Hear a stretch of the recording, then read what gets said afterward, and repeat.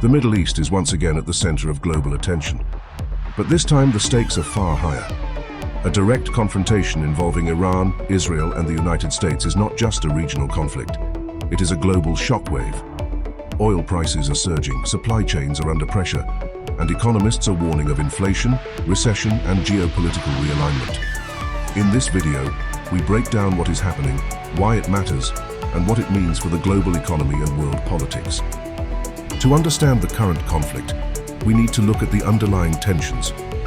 For decades, Iran and Israel have been strategic adversaries. Israel views Iran's nuclear ambitions as an existential threat, while Iran opposes Israel's regional dominance. The United States has long been aligned with Israel, both militarily and politically. In 2026, tensions escalated dramatically when the United States and Israel launched coordinated strikes on Iran, triggering a wider military confrontation. Iran responded through direct attacks and through proxy networks across the region, expanding the conflict beyond national borders. What we are witnessing is no longer a proxy war. It is a direct geopolitical confrontation. One of the most critical aspects of this conflict is geography. The Strait of Hormuz is a narrow waterway through which a significant portion of the world's oil supply flows.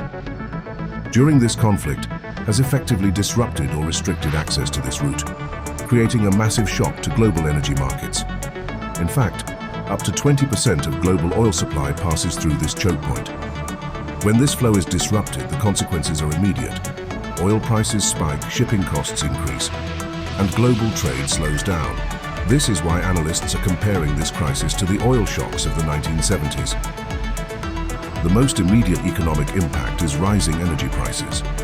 Oil prices have surged past $100 per barrel, with some forecasts suggesting that levels above $125 could trigger a global recession. Higher oil prices translate directly into higher transport costs, higher food prices, and increased cost of living. This creates inflationary pressure across the global economy.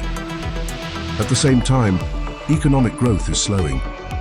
Business activity across major economies, including the US, Europe, and Asia, has weakened due to rising costs and uncertainty. Economists are warning about stagflation, a dangerous combination of low growth and high inflation. This is particularly concerning because it limits the ability of central banks to respond effectively. The conflict is also disrupting global supply chains. Energy shortages are affecting manufacturing, transport, food production. In some regions, fuel shortages have already led to rationing and reduced economic activity. This shows how interconnected the global economy has become. Financial markets have reacted negatively. Stock markets have declined, and investor confidence has weakened due to uncertainty and risk. Businesses are delaying investment decisions, which further slows economic growth. Not all countries are affected equally. Energy importing countries, especially in Asia and Africa, are the most vulnerable. They face rising fuel costs, currency pressure, food insecurity. Interestingly, some countries may benefit. The United States, as a major energy producer, is relatively more insulated from the crisis. Russia may also benefit from higher oil prices, which boost its revenues. Developing countries face the greatest risks. Rising energy and food prices can lead to social unrest, fiscal crises, increased poverty.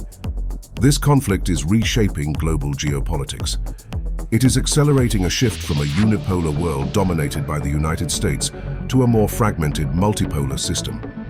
The Middle East is becoming more unstable. The conflict is spreading through proxy actors and alliances, increasing the risk of a broader regional war. Countries are being forced to choose sides. This could deepen divisions between Western allies, emerging powers, and potentially reshape global alliances. One of the most important lessons from this conflict is the role of energy as a geopolitical weapon. Control over oil supply routes, like the Strait of Hormuz, gives countries enormous strategic leverage. Beyond economics and geopolitics, the conflict also has environmental consequences. Military operations and infrastructure destruction have already produced massive carbon emissions, worsening climate change. At the same time, the conflict reinforces global dependence on fossil fuels, slowing the transition to renewable energy.